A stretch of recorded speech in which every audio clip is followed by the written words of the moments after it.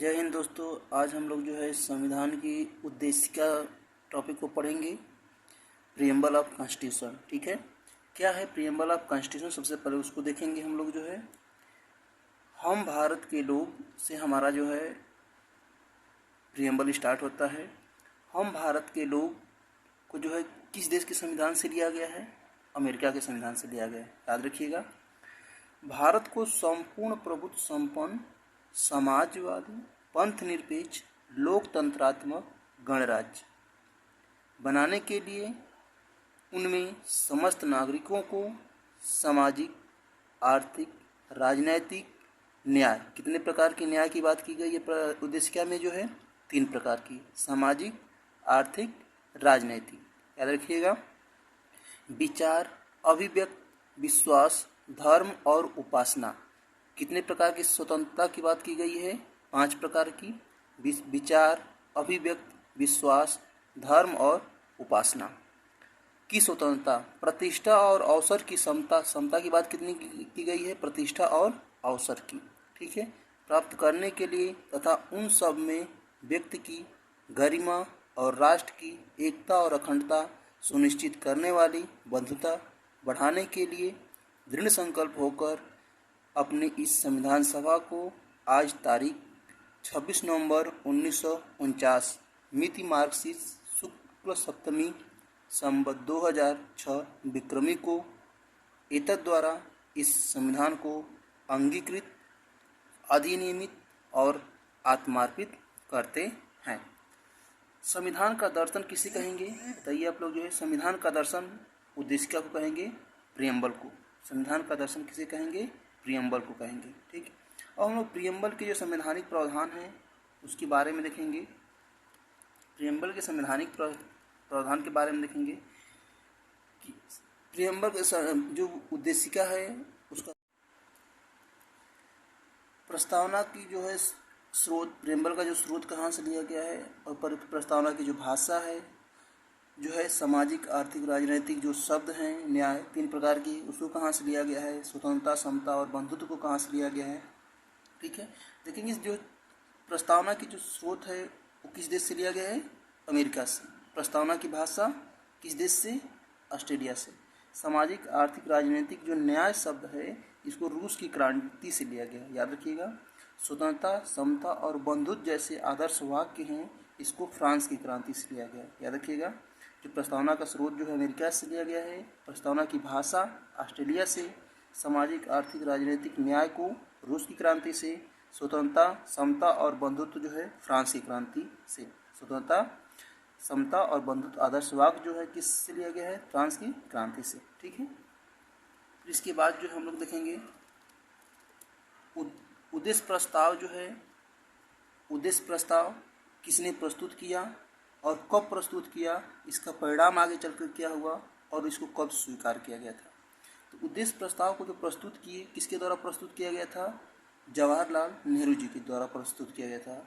उद्देश्य प्रस्ताव को जो है पंडित जवाहरलाल नेहरू के द्वारा जो है क्या किया गया था? प्रस्तुत किया गया था। कब किया गया था? 13 दिसंबर 1946 को एक उद्देशिका के रूप में क्या किया गया था? प्रस्तुत किया गया था। यही उद्देशिका आगे चलकर किस रूप में जो है लागू हुई? प्रस्तावना के रूप में लागू हुई, ठीक है। ऐसे कब स्वीकार किया गया? जो है 22 जनवरी 1947 को क्या किया गया है? यही उद्देश्य प्रस्ताव को स्वीकार किया गया है। उद्देश्य प्रस्ताव किसने प्रस्तुत किया? पंडित जवाहरलाल नेहरू ने। कब प्रस्तुत किया? 13 दिसंबर 1946 को। इस कब स्वीकार किया गया उद्देश्य प्रस्ताव को? जो है 22 जनवरी 1947 को। इसका आगे चल के परिणाम क्या हुआ? यही उद्देशिका जो है किस रूप में आगे आई? उद्देश्य हमारा क्या संविधान क्या बनी? उद्देशिका बनी, ठीक है। प्रस्तावना की जो विषय वस्तु है इसमें देखेंगे जो कितने प्रकार की समता का उल्लेख किया गया है, कितने प्रकार के न्याय का उल्लेख किया गया है, और प्रस्तावना में कितने प्रकार की स्वतंत्रता का उल्लेख है, और जो है मूल तत्व जो है, मूल तत्व की बात करते हैं प्रस्तावना में हम तो क्या है? संपूर्ण प्रभुत्व संपन्न समाजवाद पंथ निरपेक्ष लोकतंत्रात्मक गणराज्य। संपूर्ण प्रभुत्व संपन्न का अर्थ क्या होगा? हम जो है भारत के लोग जो है, या भारत के जो शासक मेन हैं, प्रधानमंत्री हैं, ठीक है, या राष्ट्रपति हैं, को जो है बाह्य और आंतरिक जो निर्णय लेने के लिए दूसरे देश की आवश्यकता नहीं है, किसी से परमिशन नहीं लेना पड़ेगा। समाजवाद का अर्थ है, समाजवाद जो है भारत में गांधी और नेहरू जी की विचारधारा के आधार पे चलती है। इसमें जितने जो है सरकारी जितने संसाधन हैं, जो नेचुरल संसाधन है, उस पर सबका क्या होगा, अधिकार होगा। पंथ निरपेक्ष, भारत में कोई राज्य के द्वारा ऐसा कोई धर्म नहीं होगा, ठीक है। पंथ निरपेक्ष का मतलब सभी धर्म क्या होंगे, समान होंगे। लोकतंत्रात्मक, जनता के लिए शासन होगा, ठीक है। गणराज्य, भारत में ऐसा कोई संवैधानिक पद नहीं है जिसका क्या है, वंशानुगत हो, ठीक है। और न्याय की बात की गई है 3 प्रकार की, सामाजिक, आर्थिक, राजनीतिक। याद रखिएगा, संविधान जो प्रस्तावना में कितने प्रकार के न्याय की बात की गई है, 3, सामाजिक, आर्थिक, राजनीतिक, ठीक है। और समता कितने प्रकार की बात की गई है, प्रतिष्ठा और अवसर की, ठीक है। प्रस्तावना में स्वतंत्रता की बात कितने प्रकार की गई है, 5 प्रकार की, विचार, विश्वास, अभिव्यक्ति, धर्म और उपासना की स्वतंत्रता, ठीक है।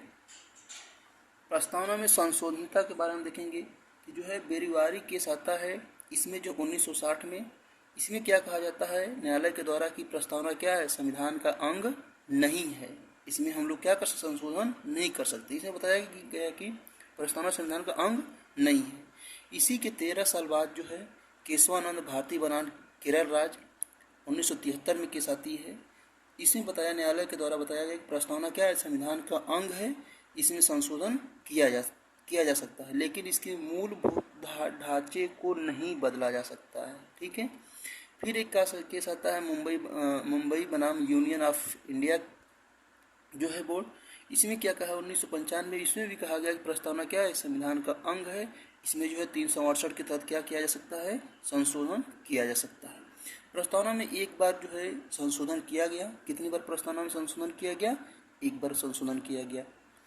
किस संविधान संशोधन के तहत, 42वें संविधान संशोधन 1976 के तहत जो है 3 शब्द जोड़े गए प्रस्तावना में।